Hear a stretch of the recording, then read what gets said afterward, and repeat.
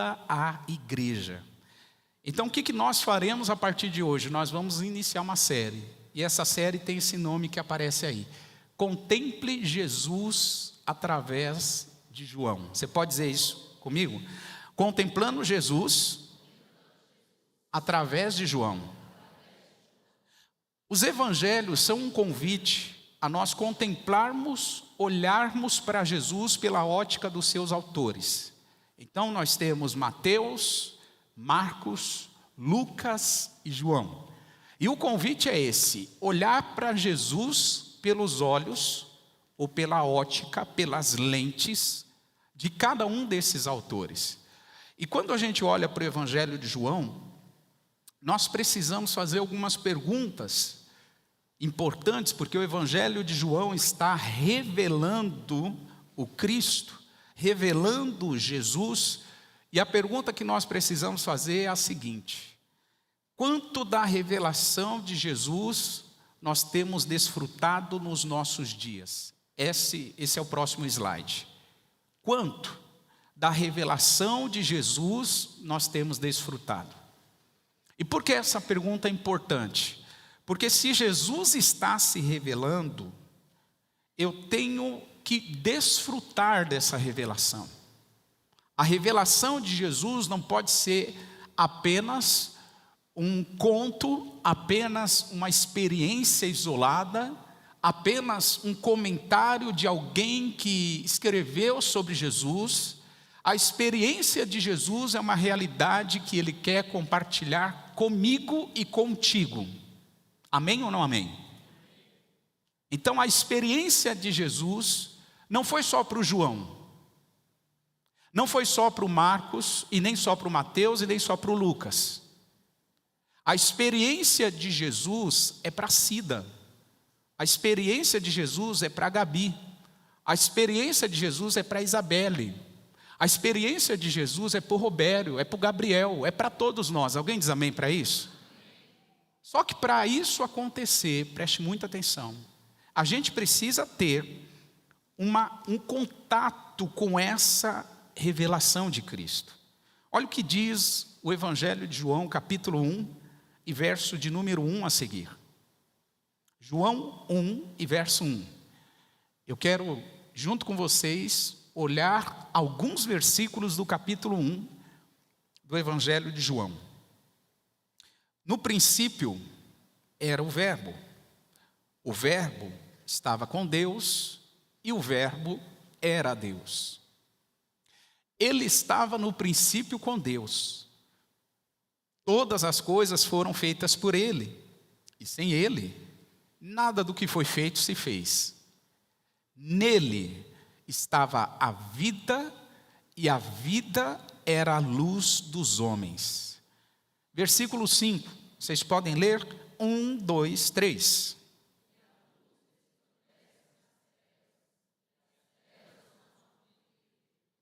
Jesus é essa luz, Jesus é esta vida, Jesus é este que se revela aos homens, mas a pergunta é: quanto que os homens têm desfrutado desta revelação? Veja que a questão não é se Jesus se revela, a questão é quanto que desfrutamos da revelação de Jesus. Quanto que nós reagimos, ou seja, com qual intensidade nós reagimos àquilo que Jesus está falando, fazendo, proporcionando, ou nos trazendo como oportunidade. Quanto da revelação de Jesus estamos desfrutando nos nossos dias? E o próximo slide: quanto ou qual intensidade nós temos reagido a essa revelação? É importante você pensar nisto, porque isto vai definir a qualidade da sua vida cristã. A qualidade da sua vida cristã não vai ser definida pelo domingo. A qualidade da sua vida cristã não vai ser definida por ouvir muitas mensagens. Tem gente que ouve 10, 15, 20, 30, 50 pregações por semana. Mas a qualidade da vida cristã da pessoa é péssima. E por que é péssima? Porque de tudo que ela ouve, ela se propõe a colocar em prática muito pouco. Então a vida cristã, a qualidade dela vai ser definida pela intensidade com a qual eu reajo àquilo que Jesus tem falado comigo. Como Jesus tem se revelado a mim. Então, duas perguntas que a gente quer responder é, primeiro, o que devemos perceber sobre a revelação de Jesus? E a segunda, que nós vamos responder na sequência, vai ser a revelação de Jesus, a segunda é, alguns não percebem a revelação de Jesus e como devemos reagir a ela. Então, vamos para a primeira. O que devemos perceber sobre a revelação de Jesus? 3 respostas aqui. Número 1. A revelação de Jesus é carregada de propósitos.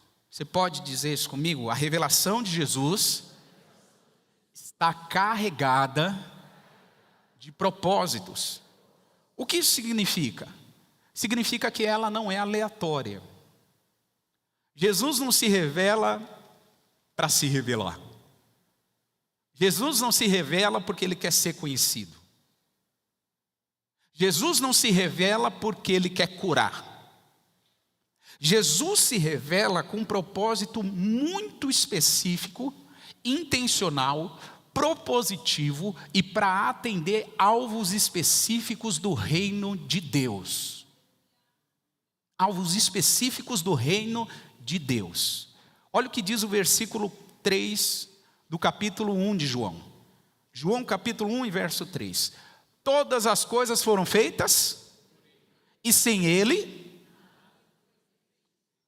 4. Nele estava a vida e a vida era a luz dos homens. 5. A luz resplandece nas trevas e as trevas não a compreendem. 6. Houve um homem enviado de Deus cujo nome era João. Este veio para testemunho, para que testificasse da luz, para que todos crescem por ele. Esses 4 versículos do 3 ao 7 está dizendo, resumidamente falando, que a luz sempre supera as trevas. A gente cantou isso aqui nessa manhã. Não importa qual a intensidade da escuridão, não importa qual a escuridão que há no túnel da sua vida, a luz de Jesus, quando chega, resplandece, brilha na escuridão. As trevas não suportam, não resiste, não consegue reter a luz que Jesus veio oferecer. E o apóstolo João deixa claro que João Batista não era a luz. Olha que interessante, o próprio João Batista, ele está apontando para a luz. Ele está direcionando o testemunho sobre a luz que é Jesus. Então vejam, tudo foi feito por Ele. Ele é a vida, é a luz. Ele levanta homens como João Batista para testemunhar sobre a vinda dele. Percebam, a revelação de Jesus está aqui carregada de propósitos. Irmãos, a gente precisa identificar isso. Quando Jesus se revela, Ele se revela repleto de propósitos. Ele não se revela para simplesmente cumprir propósitos ou intenções aleatórias. Não, Jesus se revela repleto e carregado de propósitos. Olha o que o apóstolo Paulo diz sobre isso. Gálatas capítulo 4 e versículo 4 e 5. Diga isso comigo. Jesus se revela com propósitos. Olha o que diz Gálatas 4, versículo 4. Mas vindo a plenitude dos tempos, Deus fez o que, gente? Nascido de mulher e nascido sob... E Ele enviou para quê? Olha o propósito aí. Vocês podem ler o versículo 5? 1, 2, 3.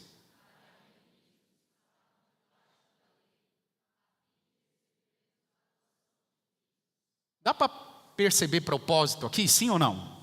Dá para perceber propósito aqui, sim ou não, irmãos? Sim. Deus enviou o seu Filho para resgate da humanidade. Agora, olha que interessante, o Filho não foi enviado em qualquer momento. Jesus não foi enviado no ano 2024. Jesus não foi enviado no ano 1500 antes de Cristo. Jesus foi enviado na plenitude dos tempos. O propósito específico de Deus tem data e hora certa. Não é aleatório. Aleatório somos eu e você. Se não tomar cuidado, a nossa vida é uma vida toda aleatória. Deus não é assim. Deus, ele é perfeito. Ele é preciso. A plenitude dos tempos que aparece aí no versículo 4, fala sobre um tempo certo. Fala sobre um cenário mundial ideal. Deus costurou a história da humanidade. O cenário político, o cenário social, o cenário econômico, as grandes nações, Roma governando. Deus costurou a história da humanidade para que chegasse na plenitude dos tempos, onde Ele enviou o Filho, com um propósito específico: resgatar a humanidade dos seus pecados. Irmão, se esse Deus não faz nada sem propósito, por que é então que Ele vai trabalhar na sua vida de qualquer jeito e sem propósito? Deus tem um propósito em trabalhar em nossas vidas, porque a revelação de Jesus, ela é carregada de propósitos. Jesus não se encontrou com você apenas para te livrar do inferno. Jesus não se encontrou com você apenas para dar solução aos seus problemas. Jesus não se encontrou com você apenas para te libertar de um vício. Jesus não se encontrou com você apenas para derramar sobre você o Espírito Santo e através do Espírito Santo você ser convencido do seu pecado. Não. Jesus se revelou a cada um de nós para realizar a obra eterna da redenção. Uma obra completa de restauração. Uma obra que não é imperfeita. Paulo disse que aquele que começou a boa obra aperfeiçoará até os dias da vinda de Cristo Jesus. Uma obra iniciada e que vai ser desenvolvida até o término. Então, por favor, não torne minúsculo o propósito da revelação de Jesus. Não reduza isso. Jesus se revelou a mim. Para quê? O que Ele te falou? Qual a direção que Ele te deu? Quando é que você vai obedecer? Você vai fazer hoje quando sair daqui? A gente tem que ser específico, irmão. Tem gente contando: Jesus me visitou em sonhos. Tá, mas para quê? O que Ele te falou? O que você vai fazer? Seja específico. Para de utopia. A vida cristã não é uma utopia. A vida cristã é real. É prática. É para hoje. É para agora. A vida cristã não é um conto, uma lenda. Olha, Jesus fez aquilo para... Não, é real. É tangível, é concreto. Quando Jesus se revela, essa revelação vem carregada de propósitos. Em segundo lugar, a gente precisa entender sobre a revelação de Jesus que alguns não recebem ela. Você pode dizer isso comigo? Alguns não recebem. Isso é tão sério, irmãos. Mas tão sério. Porque como é que eu não vou receber aquele que sabe tudo sobre mim? Como é que eu não vou acatar a ordem daquele que me criou? Como é que eu vou fazer pouco caso ou rejeitar uma palavra, uma direção, uma revelação daquele que não só me criou, mas me sustenta? Percebe como é incompatível? Tem gente que não recebe Jesus se revela, mas eles não recebem. Olha o que diz o versículo 11 e 12 de João capítulo 1. João capítulo 1, verso 11 e 12. Veio para o que era seu, e os seus, mas todos quantos o receberam, deu-lhes o poder de serem feitos filhos de Deus, aos quais creram no seu nome. Olha que importante, tem gente que não recebe, e aqui no texto está falando dos judeus.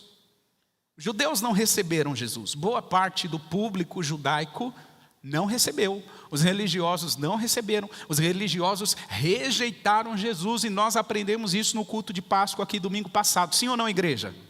Jesus foi rejeitado. Agora, por que as pessoas rejeitam Jesus? Por que, afinal de contas, as pessoas rejeitam Jesus? Eu tenho uma resposta para isso. As pessoas rejeitam Jesus, irmãos, porque o ser humano caído não se satisfaz com coisas simples. O ser humano caído sempre quer algo mais complexo, sempre quer algo mais requintado, sempre quer algo mais difícil.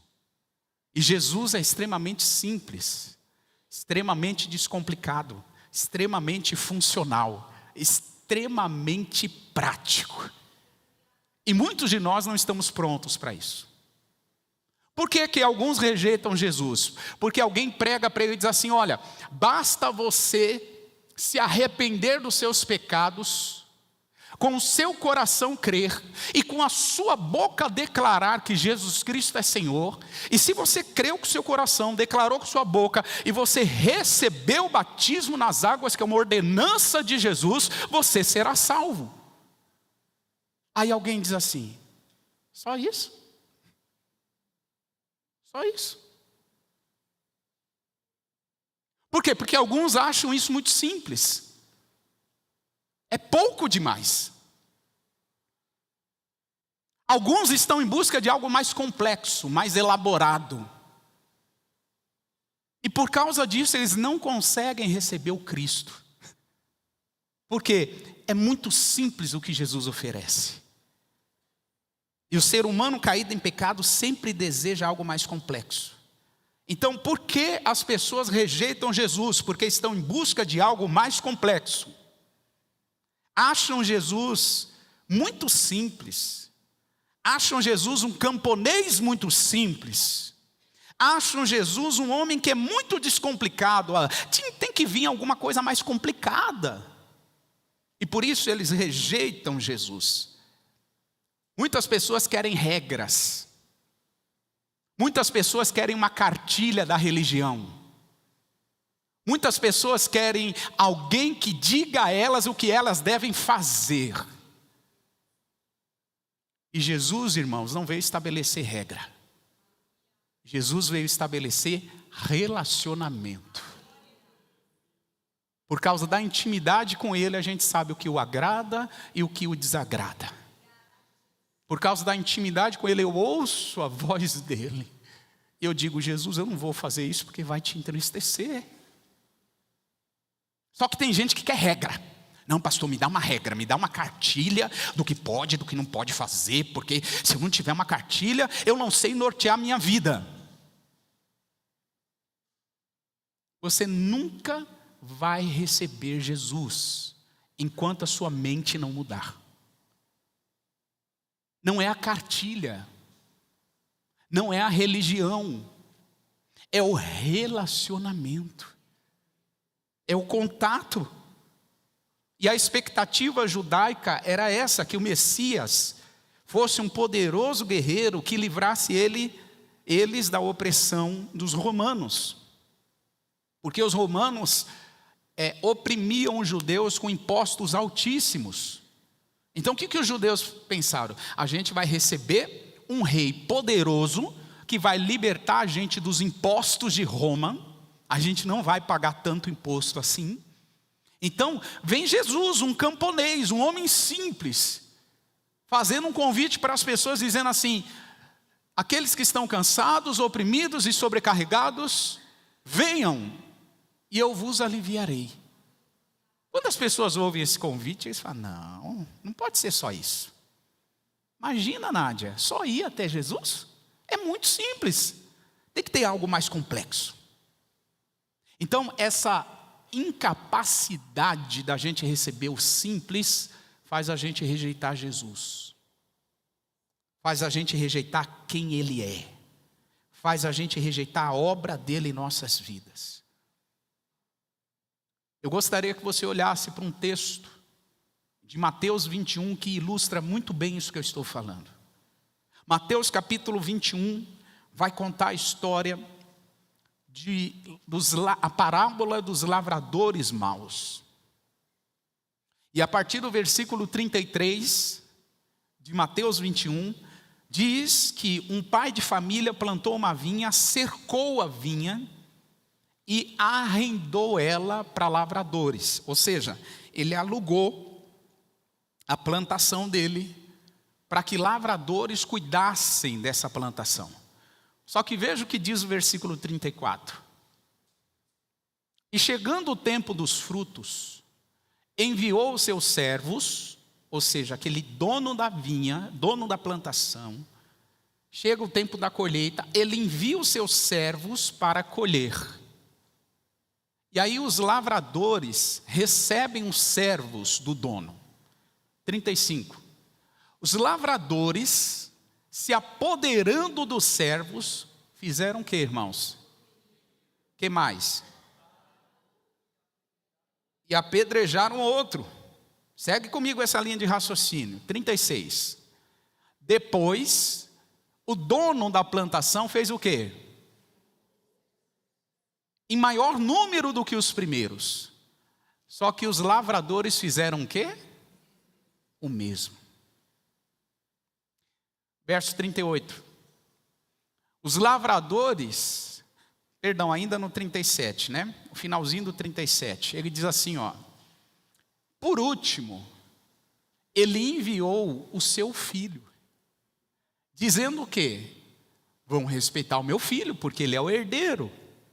Só que não foi essa a percepção dos lavradores. Olha o que diz o verso 38. Mas os lavradores, vendo o filho, disseram entre si, este é o herdeiro. Venha, vamos matá-lo, vamos se apoderar da sua herança. Versículo 39, vocês podem ler? 1, 2, 3.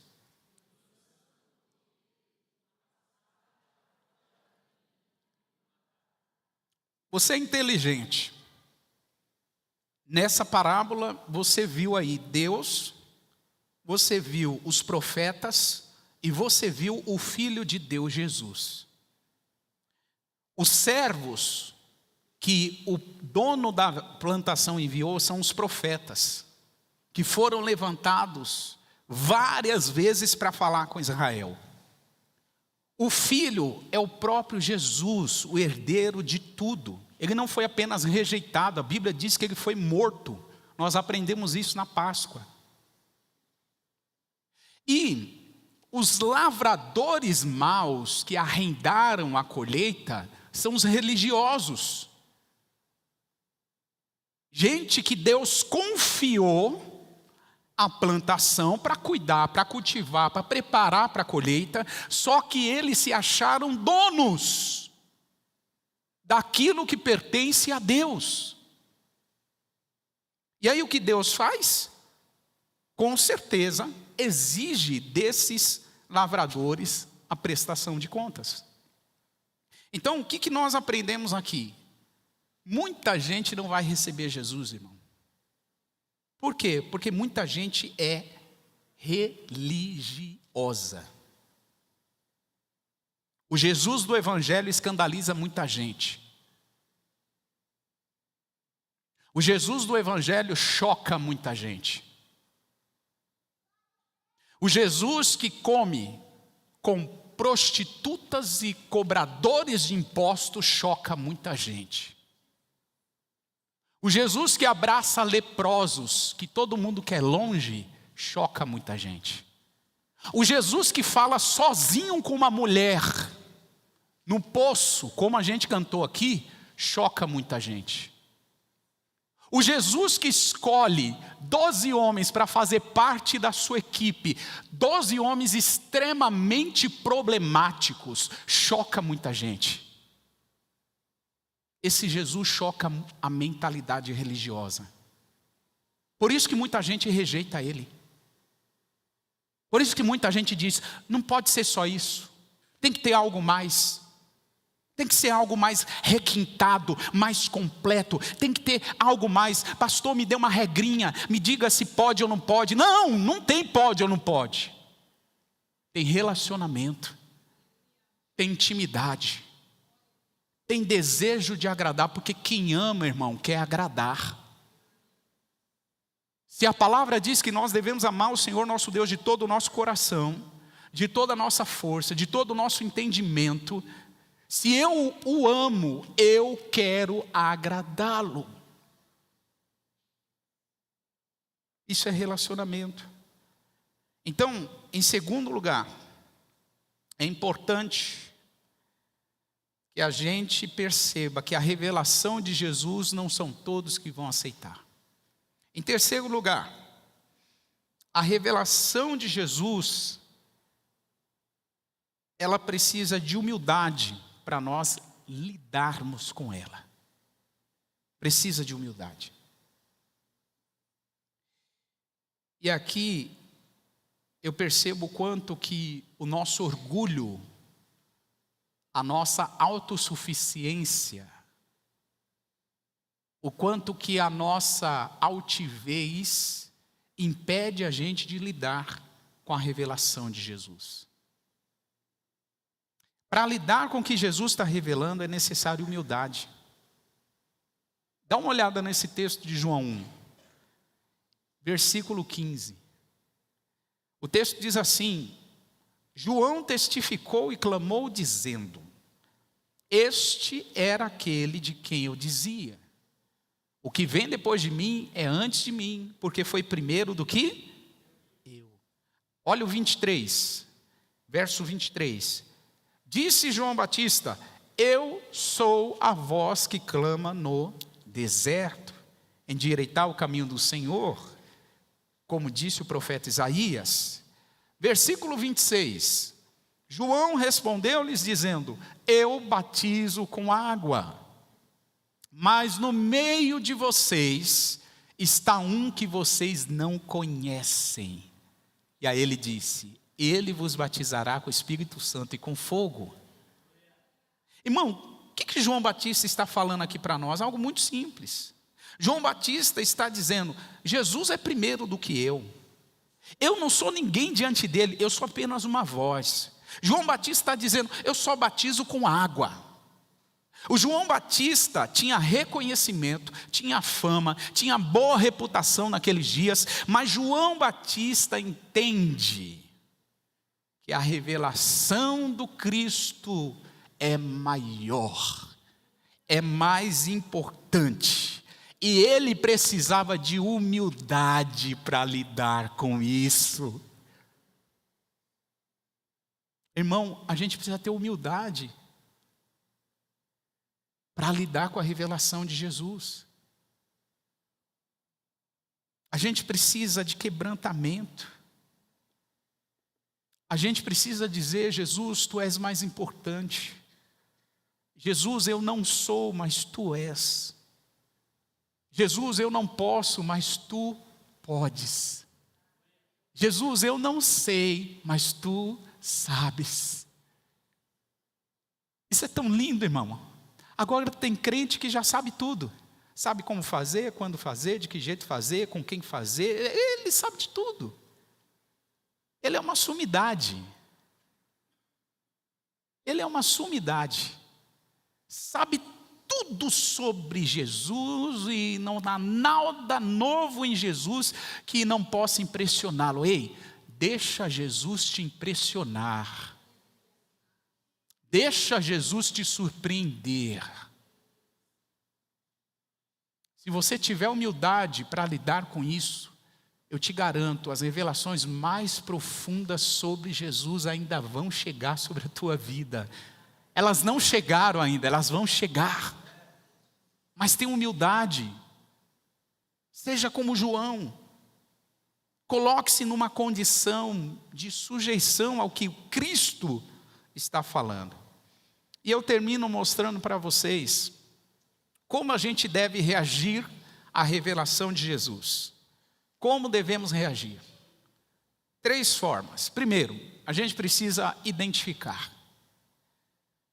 No dia seguinte que João Batista viu Jesus, a palavra diz que ele aponta e disse: este é o Cordeiro de Deus que tira o pecado do mundo. O que João Batista fez? Ele identificou. Então, para você reagir, identifique que Jesus está se revelando a você. Número 2, quando você identificar, siga.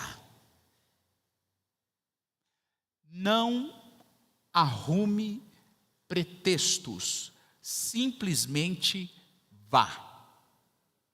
Siga. O versículo 35 de João 1 diz assim: no dia seguinte, João estava ali outra vez, na companhia de 2 dos seus discípulos. Verso 36, e vendo Jesus passar, disse o João, o Batista: eis aqui o Cordeiro de Deus. 37, vocês podem ler? 1, 2, 3.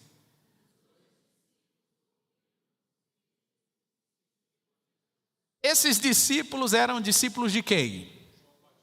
João Batista. E eles identificaram que Jesus era o Messias, o Cristo, o Cordeiro de Deus, sim ou não? E à medida que eles identificam, o que eles fazem?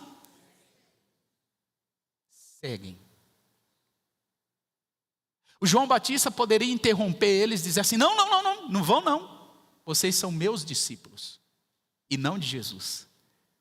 Mas João Batista sabia que quem estava ali era muito maior do que ele.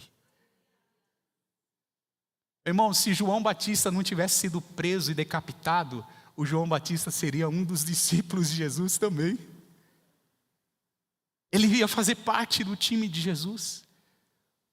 Porque ele sabia quem era Jesus. Ele já tinha identificado quem era Jesus. A pergunta é: você está identificando corretamente quem Jesus é? E quando você identifica, você o segue ou você arruma desculpa? O que você faz quando você identifica? E terceiro e último ponto, ou terceira e última reação. Depois que nós identificamos, seguimos, nós conectamos mais pessoas para seguir na jornada com Jesus. Seguir Jesus, irmão, é tão empolgante e transformador que a gente não quer seguir sozinhos. A gente quer chamar e contar para todo mundo. Olha o que diz o versículo 40 de João 1. Era André, irmão de Simão Pedro, um dos que ouviram aquilo que João e o havia seguido. Versículo 41. Este achou primeiro o seu irmão Simão e disse: achamos o Messias, que é o Cristo. Agora pula, vai no 43. No dia seguinte, Jesus quis ir a Galileia. Achou Filipe e disse para ele: segue-me. E Filipe era de Betsaida, cidade de André e de Pedro. Versículo 45, Filipe achou Natanael e disse para ele assim: nós achamos aquele de quem Moisés escreveu na lei.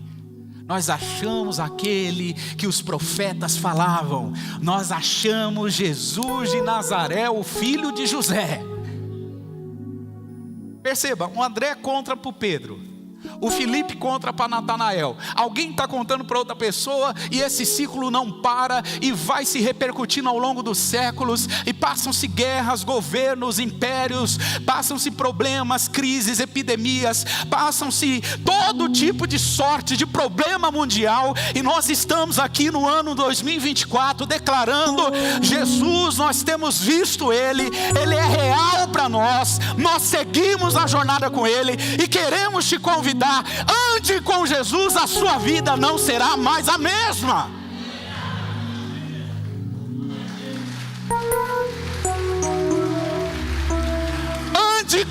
Jesus e a sua vida não será mais a mesma. Essa história tem mais de 2000 anos. Essa história tem bilhões de comprovações humanas.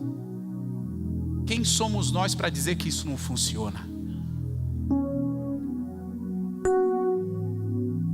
Quem somos nós na fila do pão para dizer que isso não dá certo?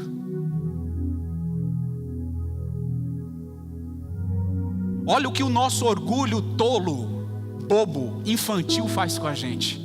Algo que está comprovado há mais de 2000 anos na vida de bilhões de testemunhas. A gente olha com arrogância, não é bem assim. Quem é você? Quem é você para dizer que não é assim? Quem é você para dizer que não funciona? Não funciona para quem não se rende, mas para quem se rende, irmão.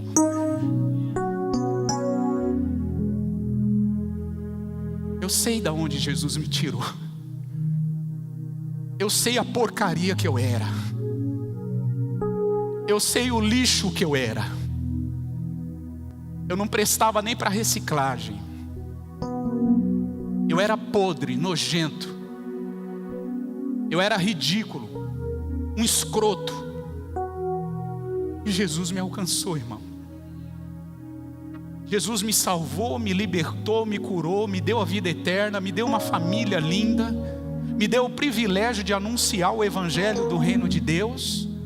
E em breve eu vou encontrá-lo nos céus. Aí alguém diz que isso não funciona?